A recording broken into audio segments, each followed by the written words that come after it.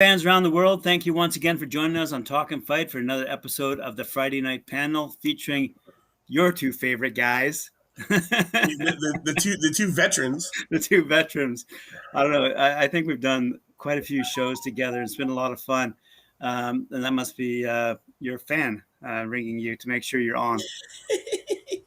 Let me tell your fan that we have a very, very, very special guest tonight coming in from the US of A. His name is Arnie. Yep. Toke Rosenthal. And This fella has an amazing background in the world of boxing and has been so influential, not only as a broadcaster, as a manager, as an executive. This guy has done it all. The type of stuff that we kind of dream of. And, and as we were just saying before we went live, the stuff that he was dreaming of doing, we are certainly capable of doing in the very, very near future. As a matter of fact, I had in my hot little hand today one of those fancy new cameras that we'll be using to live stream bouts. Which I'm going to go play with tonight. Oh, cool. Very cool. Anyway, without further ado, Mike, unless you have something to say off the top of your head. No, just let's get the guest in. Let bring him in, and I'll have a quick little sip of my beer here. Oh, I forgot the crack one. Well, thank you very much once again for joining us on our show. We are broadcast around the world on 17 different platforms, apparently, according to our technologists. Arnie, Toke Rosenthal. Would you like me to move over so that I'm on the screen? Well, you're on my screen. I can see you just fine. Yeah, we can see you. We can see perfect. Oh, there we go. Okay. No, I was getting cut off before. Oh, there you are. There goes Mike. Bye. I'm gone. So, out of curiosity, where are you right now? I'm in Chapel Hill, North Carolina. Oh, Chapel Hill, North Carolina. Wow, that's a small town. Home of the Tar Heels. Yeah. Surprised you know that, Grim. Just so I'm clear, on my screen, I'm getting cut off. Now I'm back. There we go. Are you using a cell phone or something? I'm just wondering, hoping that people at home can see me. That's all. No, you're fine. You're fine. Okay, good. Right. So where do we begin with this one?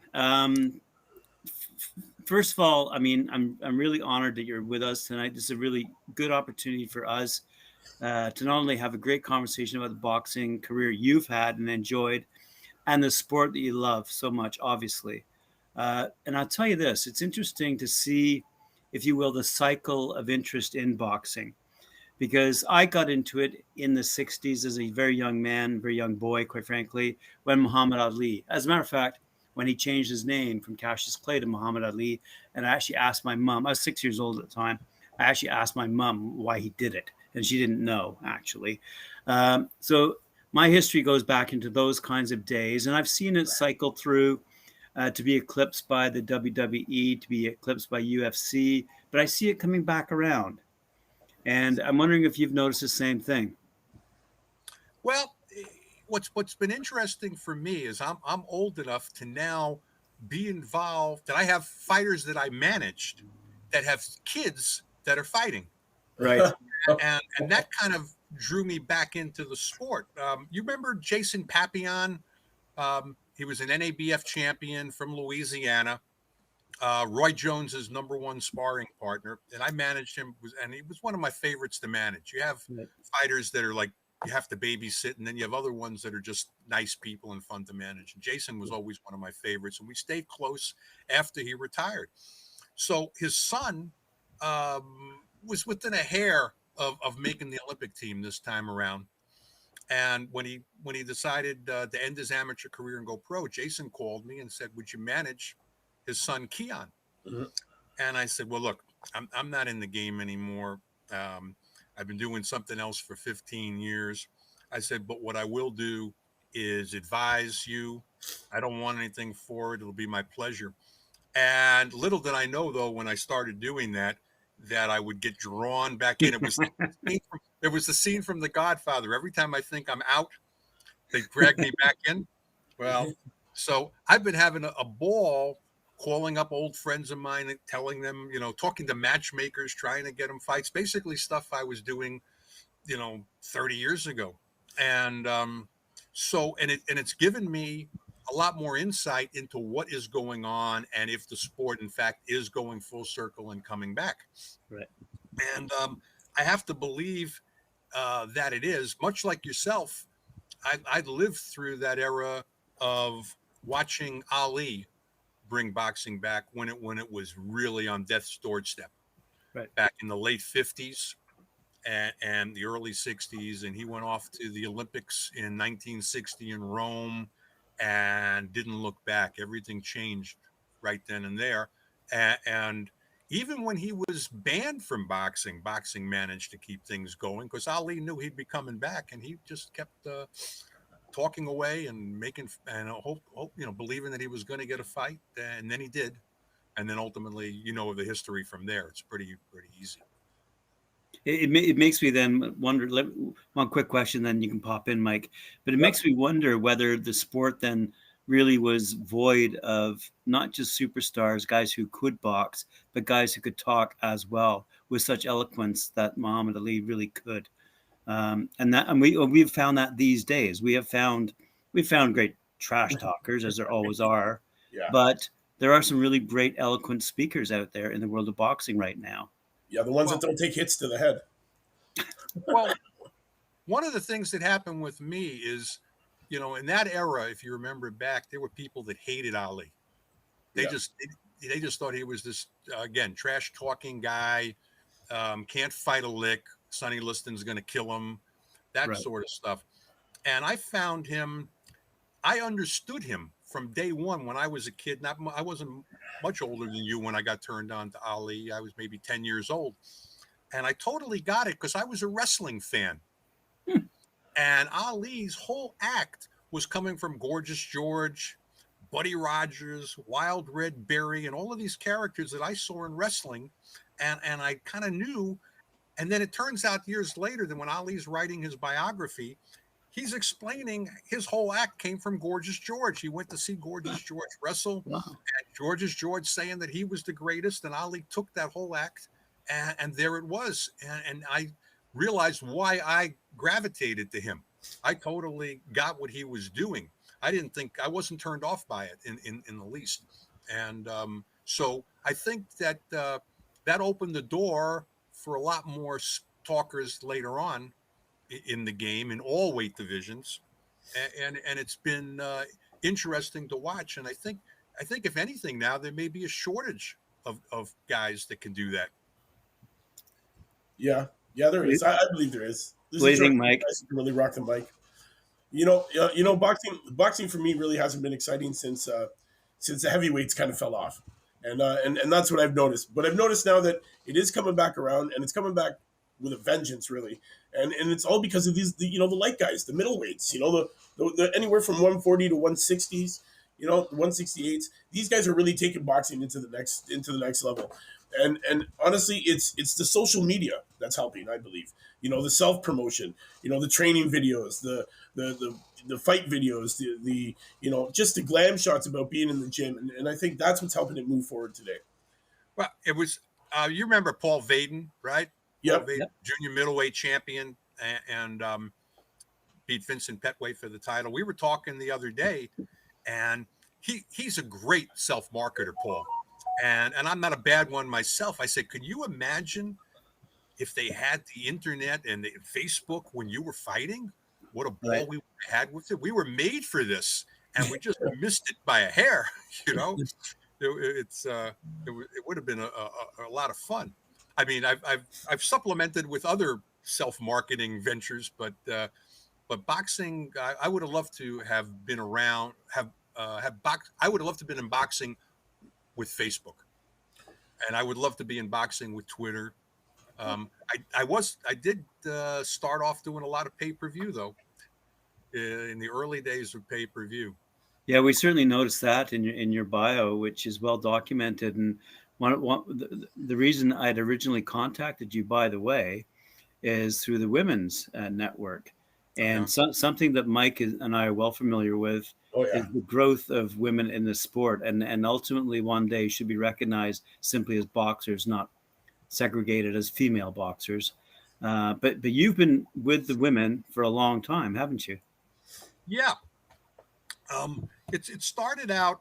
I was promoting fights in Las Vegas at the Stratosphere Hotel, and they came to us and they said, well, what happened was we put on one female fight just to see what would happen, and it was actually Kevin Kelly's wife. You remember Kevin Kelly, the featherweight champion? His wife Dawn wanted to turn pro, and we said, okay, we'll put her on. What do we have to lose? A couple of 2-minute rounds, 4-round bout. It's be over in a blink of an eye. Well, it was the most popular fight of the night, and Right. I'm a big advocate for women's boxing staying at 2-minute rounds because I think that's what differentiates them and has the pacing and everything that people don't get bored with it. So what happened though? The next time we were ready to do a fight at the Stratosphere, the guy called me up and he said, please make sure that you have a women's fight on the card again, because that was the most popular thing that we had.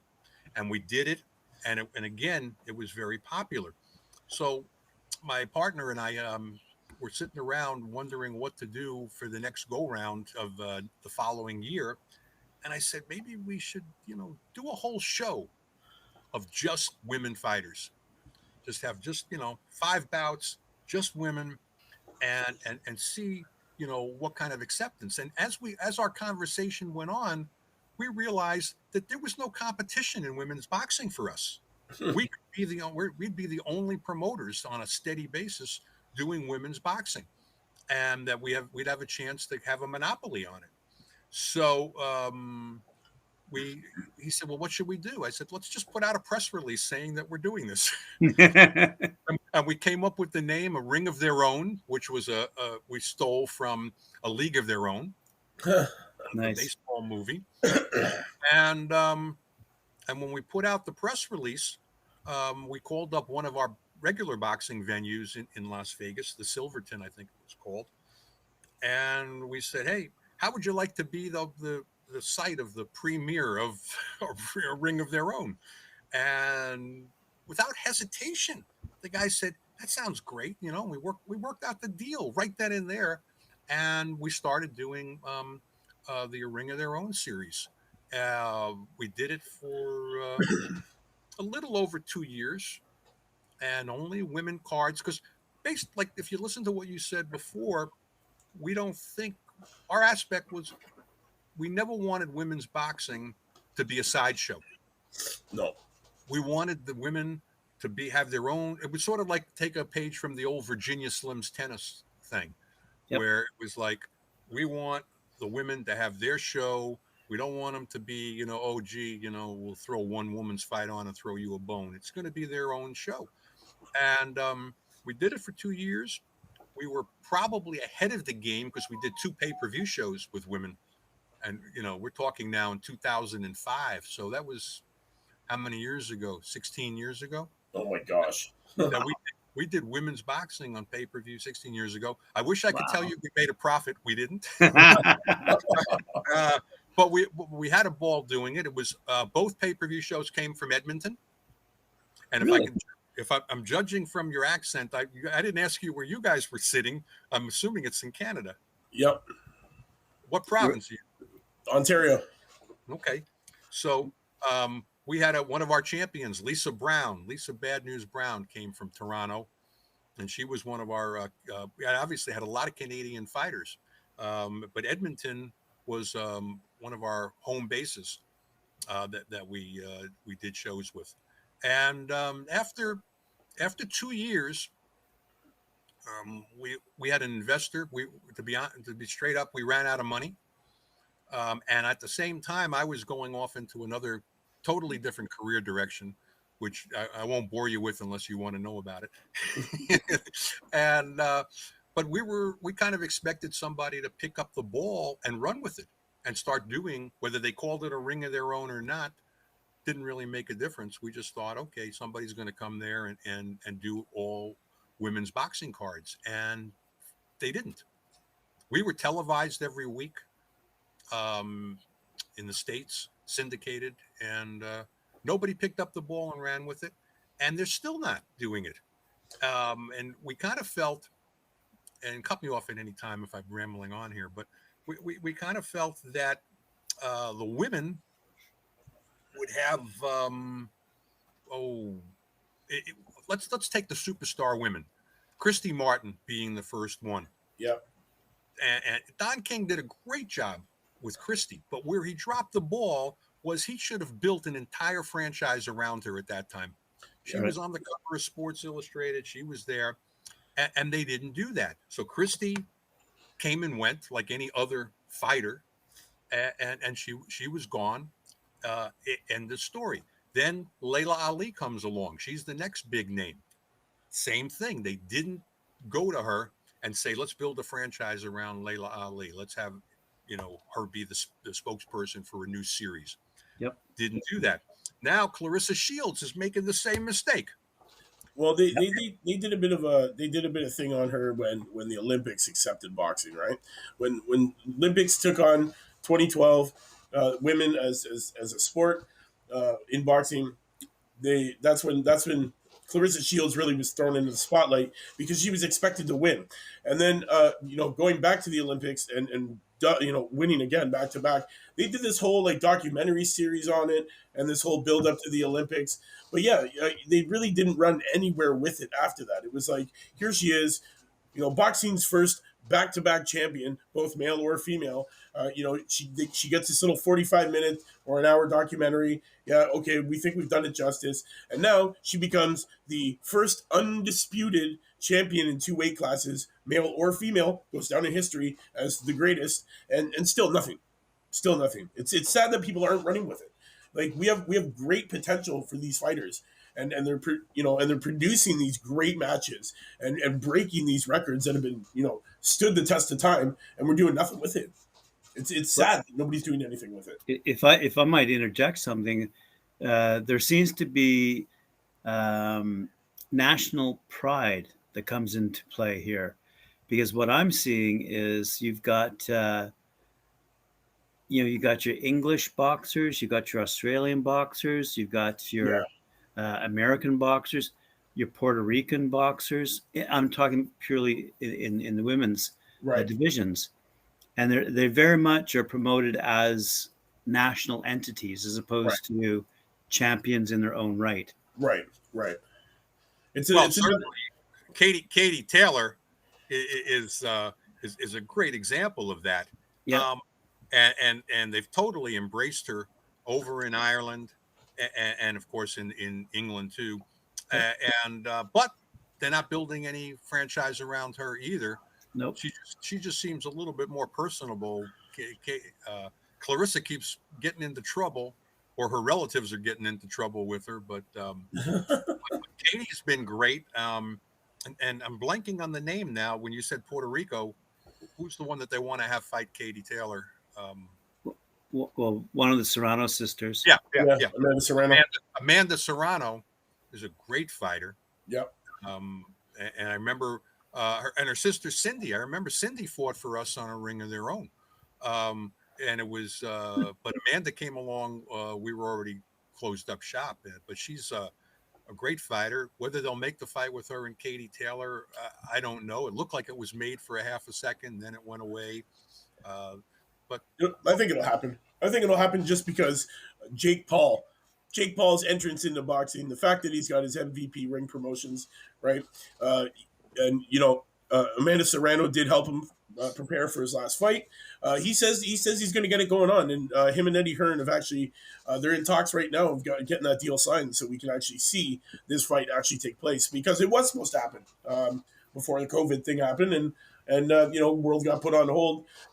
You know what? If the kid can't box and he's a shit show in the ring and he's causing all these problems, at least he can make matches happen. So you know what? I'm all for that. If he can make Katie Taylor and get in the ring with whoever, and Amanda Serrano get in the ring with whoever, then I'm all down for it. That's awesome. That would be an equation of the best going against the best, and that's what we all want to see. And that's what Eddie Hearn is all about. He wants to see champions fight champions. And there's a lot of people out there that's, I don't know, or worried that maybe their champion is going to lose. So, and boxing needs this, man. Boxing needs champions to fight champions. And the one thing that you pointed out, and we all agree, there's some great personalities within the sport of women's boxing. Oh yeah. And I don't mean like, just for example, we saw a great fight between Ebony Bridges and Shannon Courtney. Yeah. It Wow. was probably fight of the year, Yeah, men definitely. or women. It was an amazing fight. Yet it wasn't supposed to be. It was supposed to be this almost glamour girl kind of showcase. But in fact, it turned out to be an absolute battle. Oh yeah. And that's going to put the women's, I think anyway.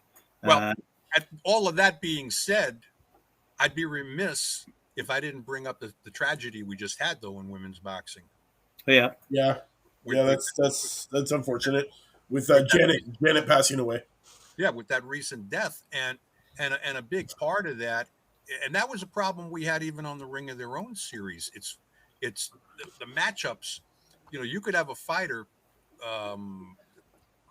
great Canadian fighter, Janine Garside, was from Ontario, and Janine won the world title when she was going into it with a 4-0 record, but we knew her amateur career. And we said, and so we fought to make that match, and she of course won the world title, and went on to win 2 times. She won the world championship.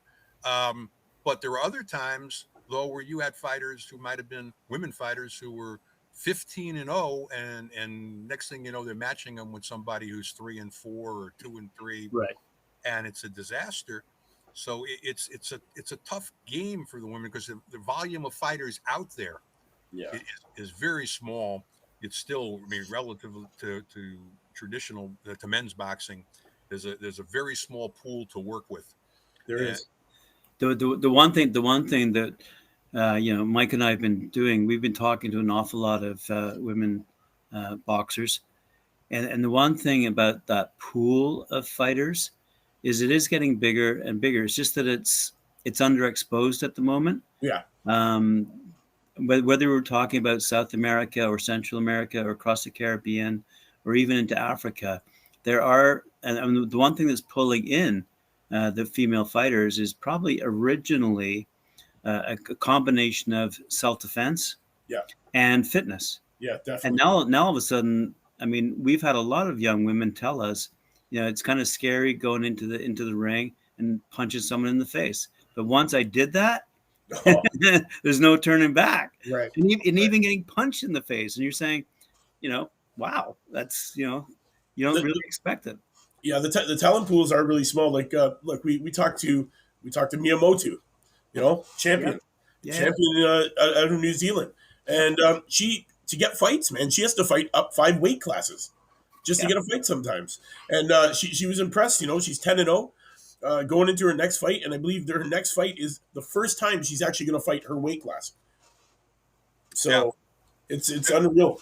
There's a lot of that, yeah. Unfortunately, where they had to go into different weight classes to get it done, and hopefully they can hang around long enough to have it make it up. But we'll see.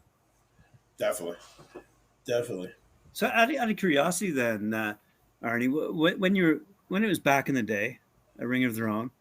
Was it a combination of, I hate to say sexy, but sexy sells? So was it a combination of that, or were you really looking to find premier fighters, regardless of how they could look or talk? No, we were totally in the fight business.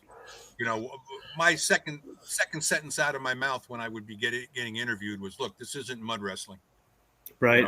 This is legitimate women, fighting. They're training. They're working hard. They're getting paid, and this is not sexy. No, it was not. And some of the women were far from it. But they were great fighters, and no, there was no. We didn't have that kind of an agenda. No. Well, to Mike's point, I mean, whether these women are on Instagram or any of the social networks, they're good looking, and they're taking it into the ring though, man. These guys are great. They are really doing well, for the sport, and I think they're going to turn around. I think they're going to turn around a lot of the old school heads, because a lot of people are saying, women, why would I watch a girl fight? Honestly, if See, but that was part of our business plan and strategy. We took a page from both UFC and WWE, which is we gave away basic cable in return for building up the fighters' names and matchups for pay-per-view. And frankly, we were ahead of our time. This was 2005, 2006. Yeah. And we were way ahead of our time as far as that went. But that's what they're not doing now, and that's where I think they're missing the boat. There should be a weekly women's boxing show on, just the same way we had a weekly women's boxing show. Develop those names so they may not be on this year's pay-per-view show or not on the pay-per-view show coming up in 6 months, but they'll be on the one after that, and you'll recognize the names and whatever. We were bringing in product to not only were we doing our own live shows, but we were bringing in product from overseas to supplement. We were bringing in fights from France, fights from Germany. If we had Elena Reed, she went over and fought in Germany for the world title. And part of the deal we negotiated was we got the US TV rights. So we could put those fights on TV and start to build up her name, right, so to speak. And when we would do the fights in Edmonton, and it was Jelena Marjanovic, who's, I don't know if you're familiar with her name. Yep. You should be if you're not.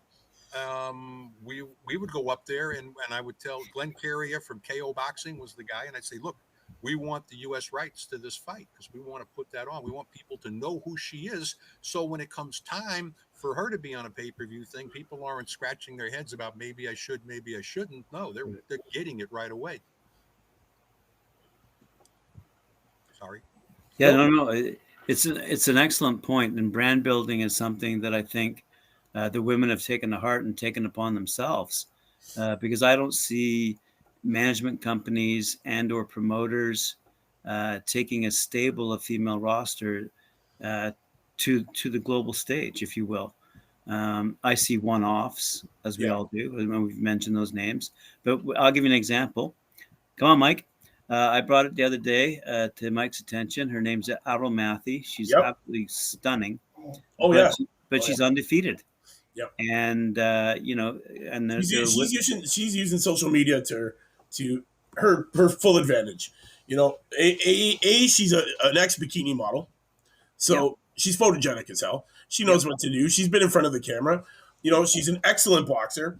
She's got the skill, and now she's taking that and she's crossbreeding that and putting sexy in boxing and using her social media to sell herself, and she's gaining a huge following.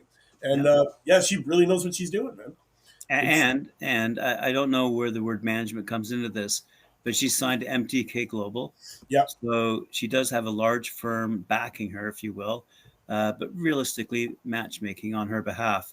And that's where this interesting discussion takes a bit of a twist, because I think there could be a lot more on the table each week in terms of the quality of fighters that we've discovered alone. Yes. Let's talk about Jessica Camara for a brief moment. She's out of Montreal. She's a great champion in her own right. Yeah. But she was telling us that she got paid, I think it was $2,000 to go down to New York to fight.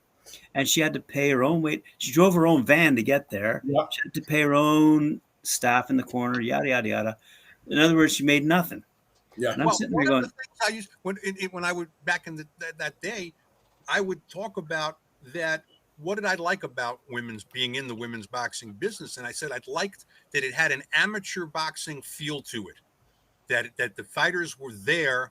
It wasn't about how much they were getting paid. It was they just had this passion for what they were doing. When we did that announcement that we were doing a Ring of Their Own and put out the press release, and Sue Fox put it up on WBAN, my phone started ringing off the hook.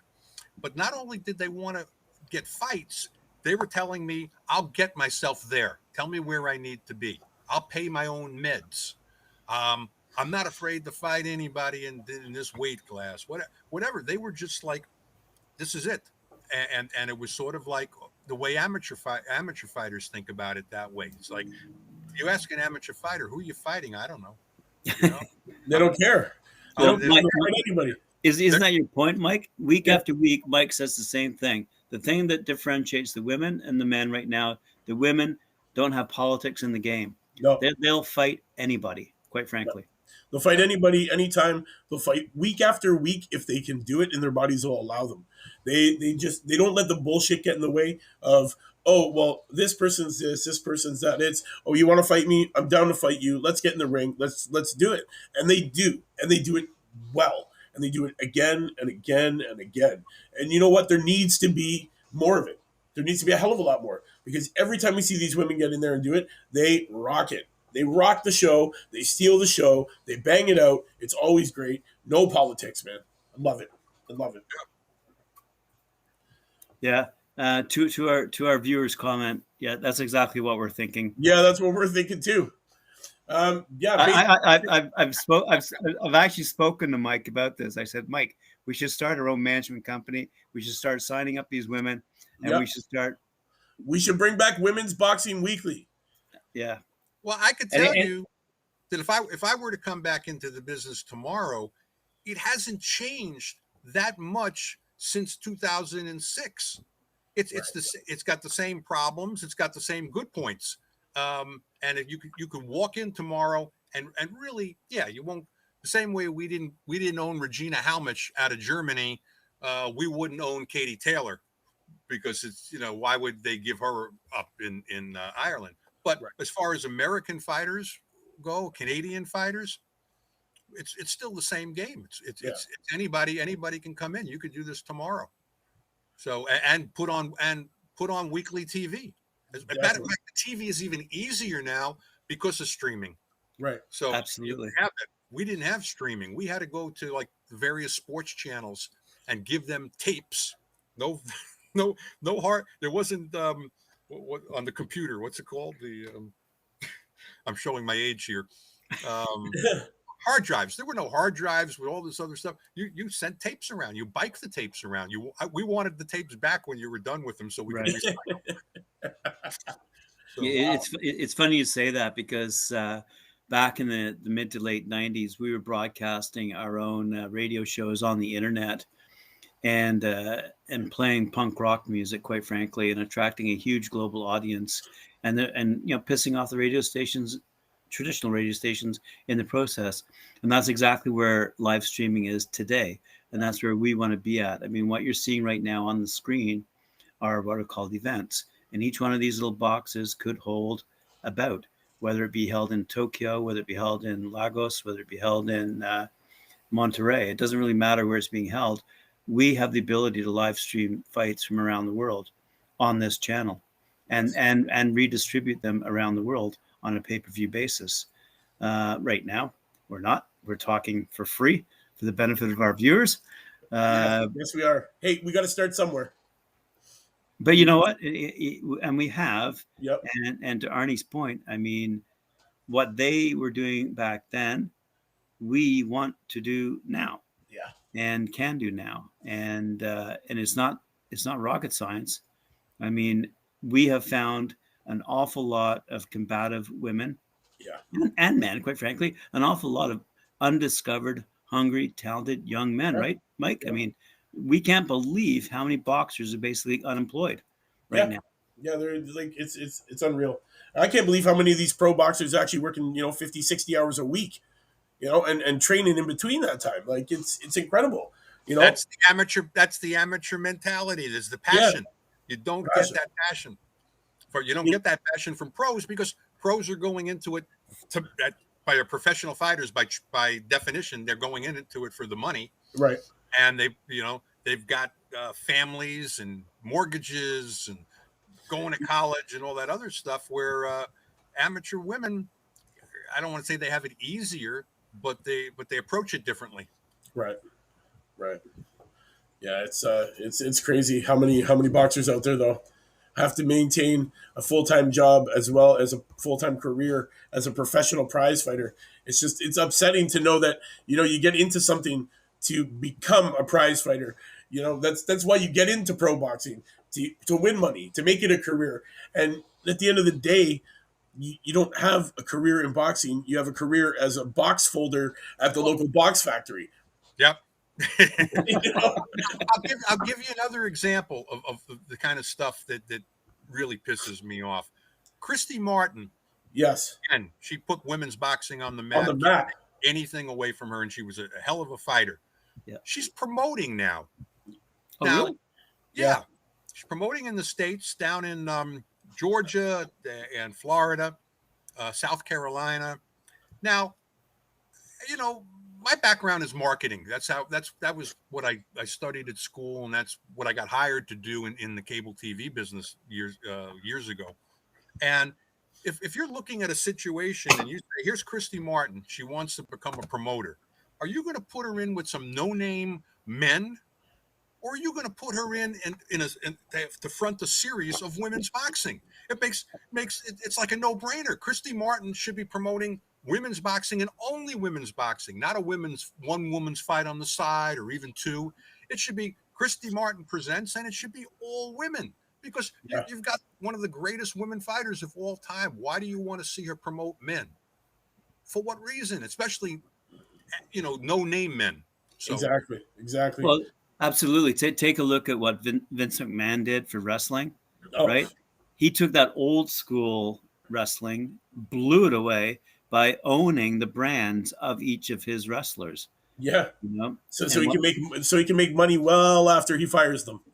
Yeah, absolutely. Well after they're spent. Take a look at what Joe Rogan has done in UFC. Yeah. He's done nothing more than do the exact same thing and enchanted a new generation of people who want to get into that octagon. But what Christy Martin, I agree completely. What Christy Martin should be doing is exploiting her brand name. She has a brand name that boxing fans know and appreciate. Definitely. And if she's going to bring, and they will know that she will bring quality. I was going to say she will bring quality, and that's what she should be known for and be doing. Yeah, she should be. She should be promoting a weekly show already. It should have happened. I don't know why she didn't. It's incredible. She has an incredible story too. Like, survives getting shot and stabbed. Yeah. By her husband. By her husband. Like, a great documentary, by the way. Guys out there who don't know who she is, you check it out on Netflix. Untold documentary. It's about her. It's great. You'll hear the whole story. You'll know who we're talking about. Yeah, but definitely she definitely should have got into women's boxing. Promoting these one fights here and there is just ridiculous. Now it's more like she's just a glorified coach in a gym that she owns. Yeah, it could be much better. Sorry, I don't mean to put it blunt, but yeah, that's what it's. That's our 30 seconds of advice to Christy Martin. Yeah. Oh, my ribs are hurting bad. Oh, that's funny. So, do you still follow the fights today, Arnie? Not like I did. I have to be straight up with you. Not like I did. It's not that I don't have the time to. I don't. In a lot of cases, I don't have the desire. So I pick and choose what I like. So I'll watch Tyson Fury all the time. Right. And I can't wait for the third match with Wilder. Oh, me either. That's gonna be great. It's gonna be great. But I love, I hope he's not going to fight anymore. Manny Pacquiao. But I follow that. But what really got me mad is what just took place. I don't want things to be. We're talking here about saving boxing, and making it come full circle. And then Evander Holyfield goes out and gets knocked out around. He's 57 years old, and I understand, situations like I said with Gorgeous George and trash talking, that this is different. Yeah. This is somebody that just should never have been in there. It should never have been allowed. No. People try to compare that to when George Foreman came back. Well, George came back at 47 and never stopped fighting. I mean, I hit his original retirement, but when he came back, he never stopped fighting. So he had, how many comeback fights at that point? 15 or 20 when he fought Michael Moore and won the title. Right. I commentated that fight, by the way. Oh, that's pretty cool.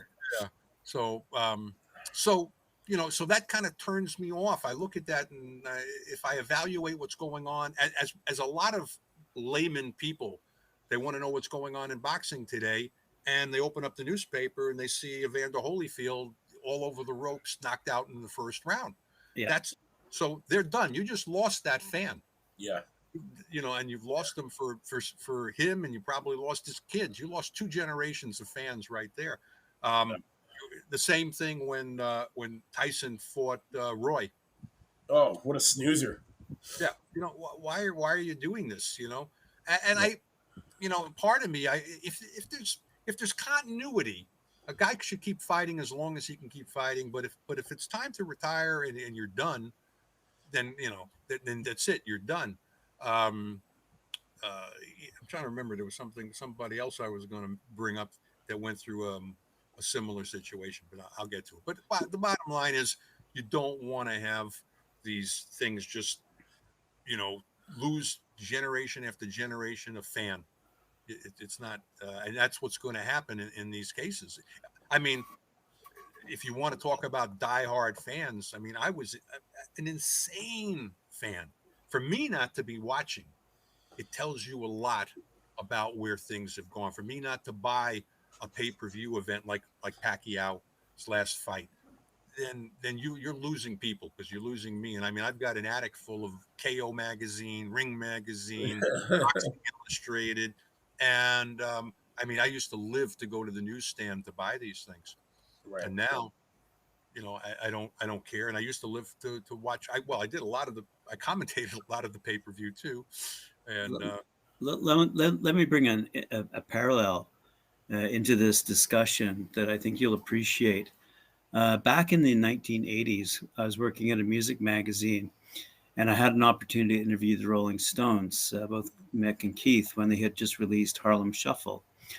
And I asked them, basically why? Like, you guys had just discovered Living Colour, Vernon Reid, turn a whole new generation onto a brand new band out of nowhere. So why would you come out with Harlem Shuffle? Anyway, and they basically said, well, we deserve that place on the charts. That's our place on the charts. We are who we are. We deserve to be there, And so we got into a bit of an argument about, well, why don't you give the younger guys that chance? So I think ego has a lot to do with why Evander Holyfield will get into the ring. He wants to. He's a competitor. I'll give him that.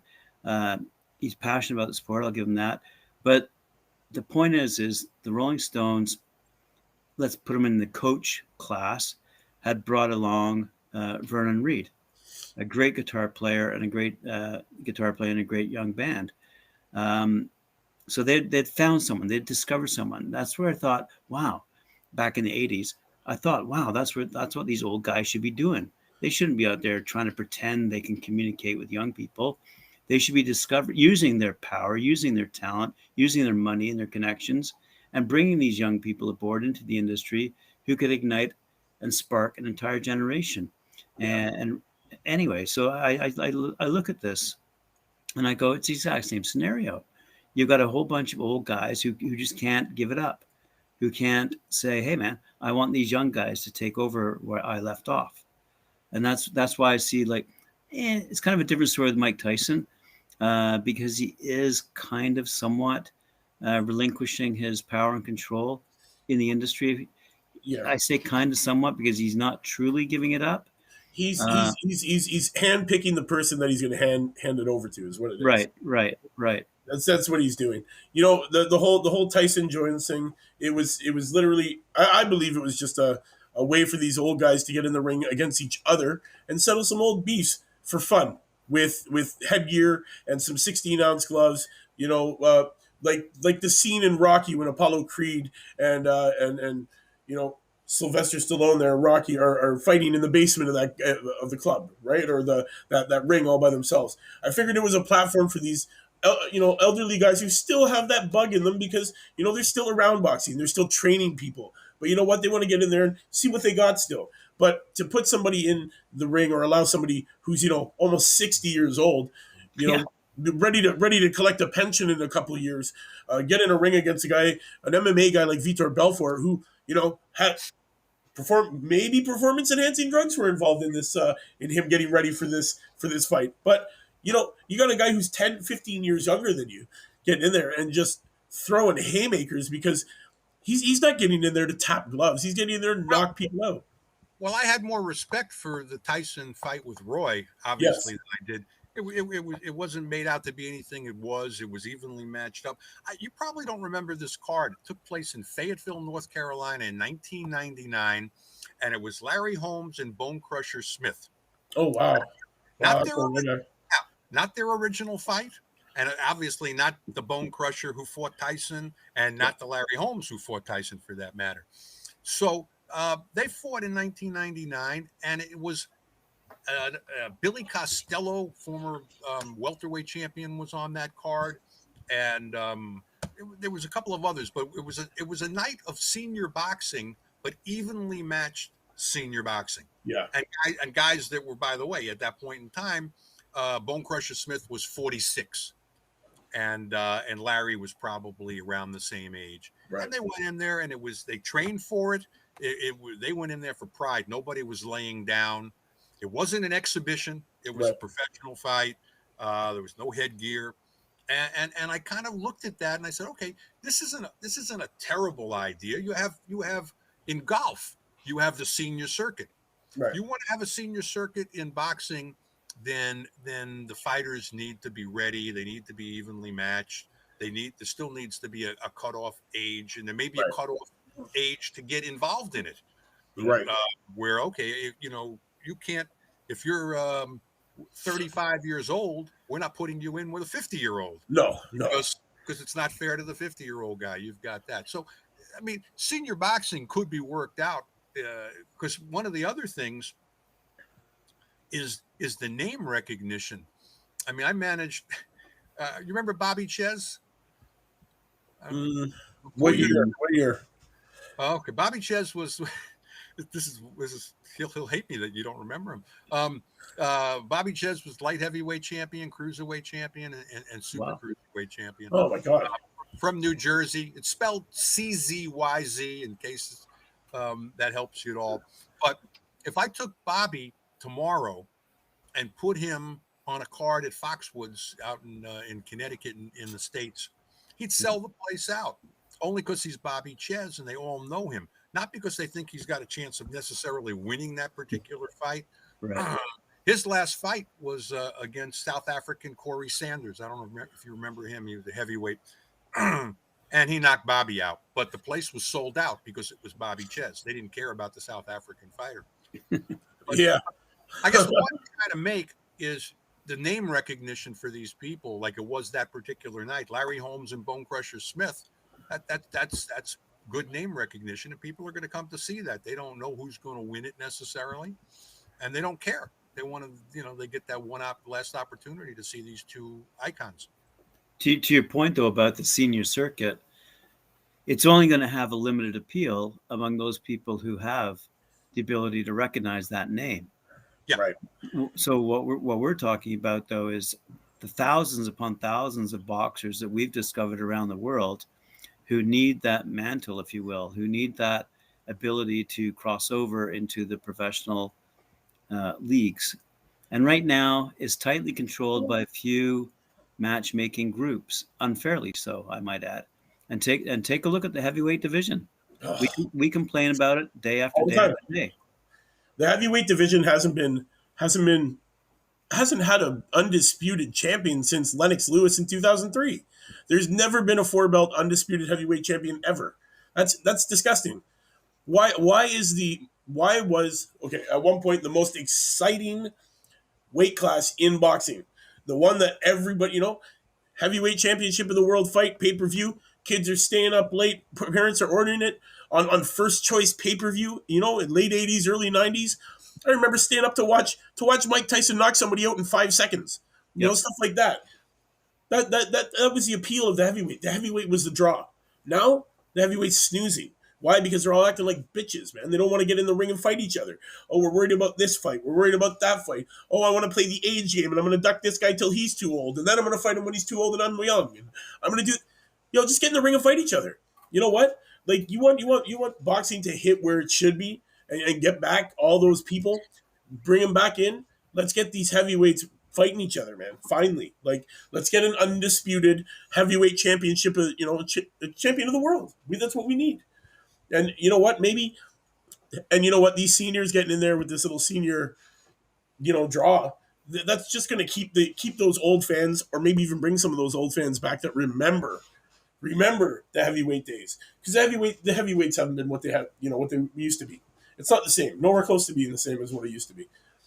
But to your point earlier, Mike, Yeah, I mean, take a look at what Canelo Alvarez is doing. He's putting other weight classes on the map. That's what's happening. The smaller guys, the middles, the lights, anywhere from 130 to 170 right now is super popular. These guys get in that ring and they bang it out. It's great boxing, great technical, a lot of back foot fighting. You got a lot of guys fighting off their front foot. You got guys getting knocked out. We do our weekly knockout show every week. We announce somebody who's a knockout artist, and we crown them the knockout champion of the week. Guess what? Hasn't been. I don't even think we've picked a heavyweight yet, and we've been doing it for like 30 weeks, and we haven't even picked a heavyweight. Why? Because it's boring. They're not fun. They're not watching. There's no excitement in the heavyweight boxing these days. But I do like the trash talking that's going on right now between Fury especially and Wilder. He is saying some choice words coming out. You know what? Give Fury a couple of shots of whiskey and just give him a Twitter. What are you guys thinking about with that fight? You know what? I'm picking Wilder. Because he's ready. Yeah, he's been preparing. Fury's had his party days. I don't think his heart's in it anymore. I think he's looking to sit back on a beach somewhere. He's taking the money, and I think he's going to get clobbered by Wilder. I really do.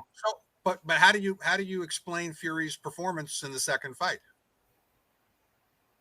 Well, at that point, he was ready. But take a look what's happened to Fury in the past few months.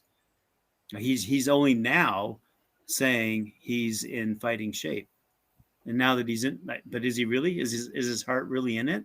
Well, he's still saying that he's only got 2 or 3 fights left in him, so he needs to get it done. So he's already thinking about retirement, which means he's already not there in his mind. Well, right. To that I can tell you, there's always been an adage in boxing: when a fighter starts talking about retirement, he's done. Yeah, he shouldn't be. But I mean, he's already said that he's got maybe 2 or 3 fights left in him. To me, that sounds like a man that's already retired mentally, and it sounds like he's just doing what he has to do because he has to do it. I think he would have ducked and dodged a bunch of fights. I think he would have ducked and dodged until he was, it was all forgotten about, really. But you know what? The courts ruled in the favor of this third fight happening. And you can't count out Wilder, man.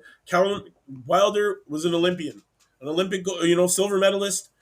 You have to have skill to become an Olympic boxer and to win a medal. He's got skill, but the problem is that he got too used to just coming in and using that right hand and dropping people, because that right hand is dangerous. You know what? When he got in that day against Fury, and Fury used his defensibility and his not being able to be hit kind of boxing style, Wilder wasn't ready for that. I could be wrong, but he's 42-0-1. Yeah. Yeah, and 42 of those knockouts, 41 of those are knockouts out of the 42 wins, and I guarantee you 38 of them are from that right hand. and in the other fight that's going to take place is Joshua versus Yousek. That's going to be a good one. It's going to be a good one, but I don't think Yousek has the reach, so I think Joshua is going to win. So, we were all kind of, I think, at the outset of all this, hoping for a Fury Joshua fight. But I'm hoping to see an undisputed heavyweight championship match after this. And you said that often, yeah. We were promised one. We were totally promised one. We're not getting it now. We're gonna have to wait. You know what? I hope both these guys keep their damn belts. So I hope they win, so that we can see them fight each other for an undisputed heavyweight champion, so we can bring some fire to light underneath this division and watch these heavyweights that are in waiting to fight for those belts get underway and start fighting for the undisputed championship of the world. And Arnie, I'm sure you'll agree with me on this one. There are now so many other heavyweights lining up. I mean, we could put on a heavyweight show here. It reminds me of like 2 eras. I try to, look at this in a historical perspective, uh, the first era that it definitely reminds me of is the post-Marciano era, where all of a sudden you've got Floyd Patterson as champion, and they're ducking everybody. Everybody wants to see is Floyd and Sonny Liston. Right. And just when it looked like it was about to happen, a guy named Ingemar Johansson comes along, guy from Sweden, and he knocks Patterson all over the place. And it sort of reminded me a little bit of like a Wilder Fury kind of thing. And he just and so they wind up having 3 fights before Liston can even finally get into the ring. And there was even another tune-up. They have 3 fights with Patterson and Johansson. They have a tune-up for Patterson with a guy named Tom McNeely. And if that name rings a bell, it's because his son, Peter McNeely, fought a comeback fight with Tyson when Tyson got out of the can. That's right. Yes. Yes. Okay. So, historically speaking, you have this, I look back on this era and I say, well, this might be very much like that. Yeah. Very, very similar. So do with that as you may, but that's how I see it. I try to put it into, it was like this then, and now it's like this.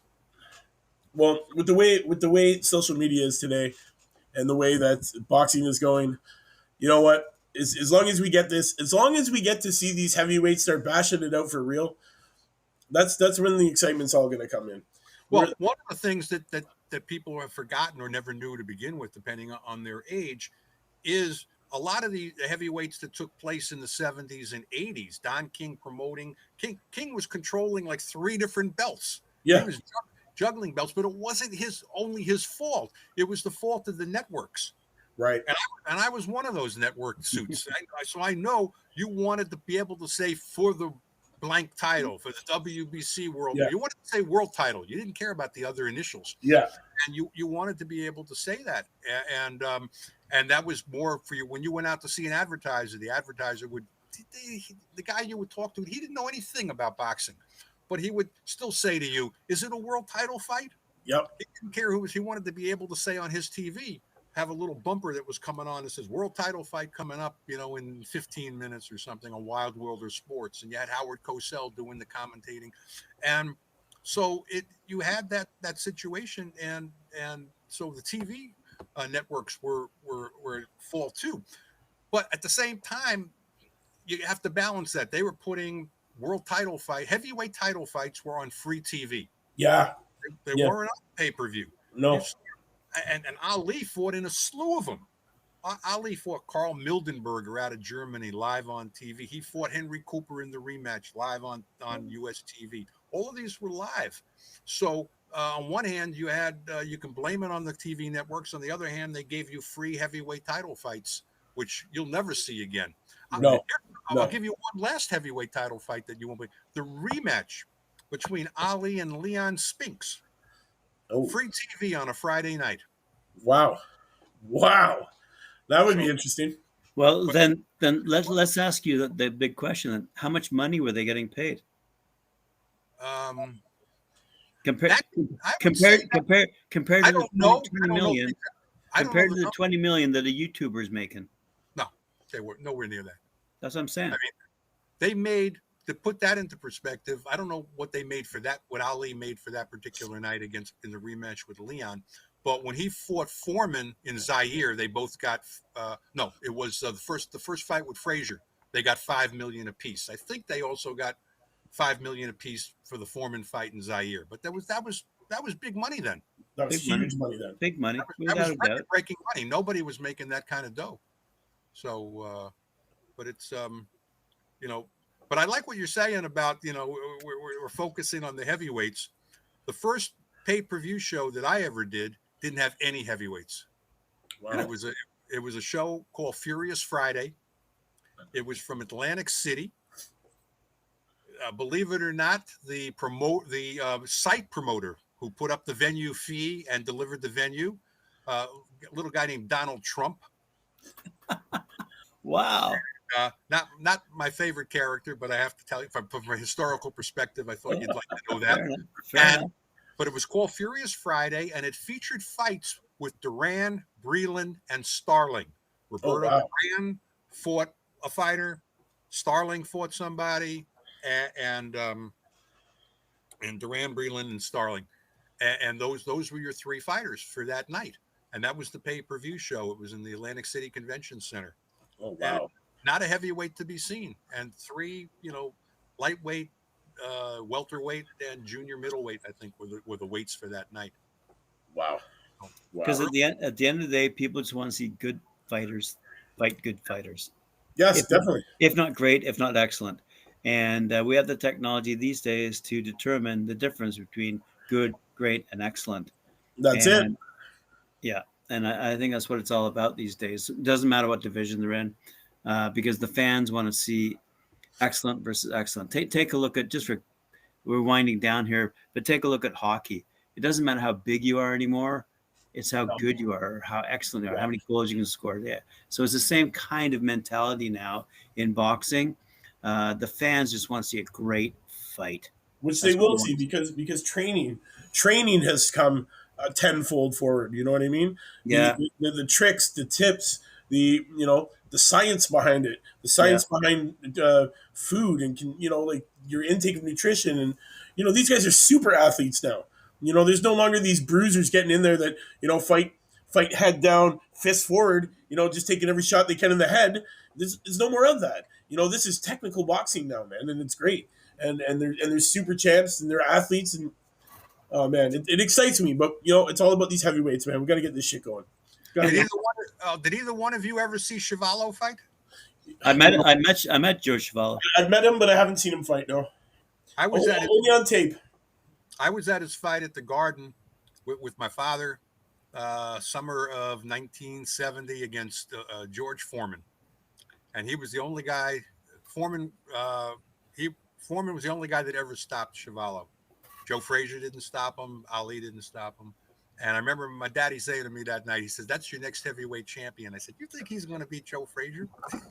The next thing I know is down goes Frazier. The famous words. Yep. Oh, that's awesome. Oh my God, we're already at the time. Holy shit. We're at the hour. We are. Let's have a shout out to Tim Witherspoon, who couldn't be with us tonight. Yes, definitely. Shout out to him. Hopefully for a speedy recovery.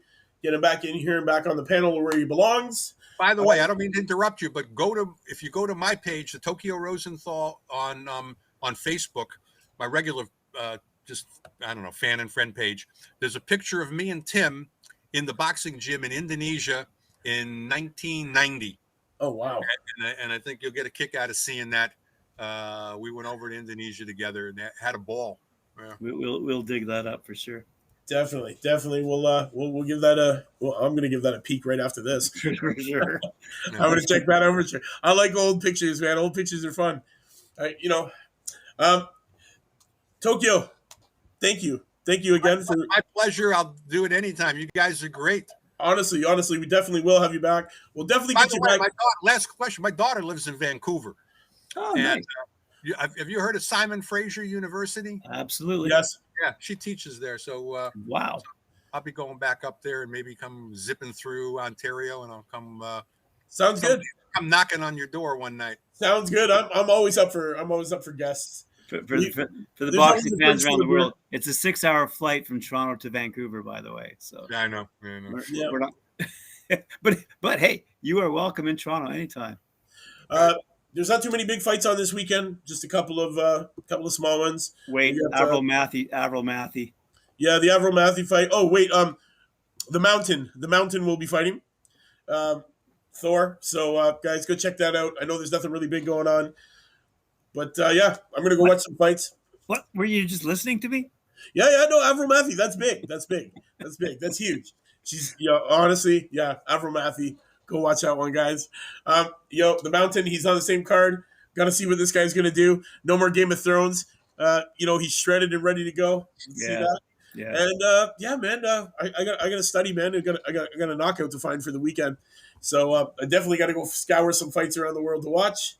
And thank you again, Tokyo Rosenthal, for coming and joining us. We'll definitely have you back on. Fight fans watching around the world, thanks for tuning in for another episode of the Friday Night Panel. We'll see you next week, same time, same channel. That's it, man. I'm going to go to work so you guys don't have to. Catch me Sunday for the Knockout Show. Later. Thanks very much. Appreciate it.